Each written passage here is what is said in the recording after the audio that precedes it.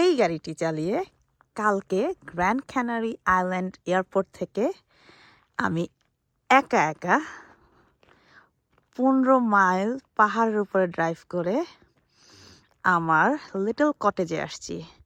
রাস্তাগুলা দেখেন যে কি একটা অবস্থা। আমি সকালবেলা উঠে আমার ভিউ দেখে তো আমি অবাক। কি মানে ও মাই গুডনেস, কিসের মধ্যে দিয়ে আমি ড্রাইভ করছি। কালকে রাত্রে একবার আমার গাড়ি স্টাক হয়ে গেছে। আমি জাস্ট আয়াতুল কুরসি পড়তেছিলাম যে আমি এখান থেকে একা একা বাইচা ফেরত যাবো তো।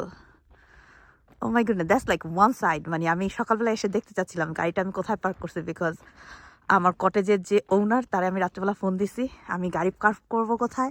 তখন সে আমাকে বলতেছে জাস্ট তুমি এখানে রেখে তুমি কটেজে ঢুকে যাও।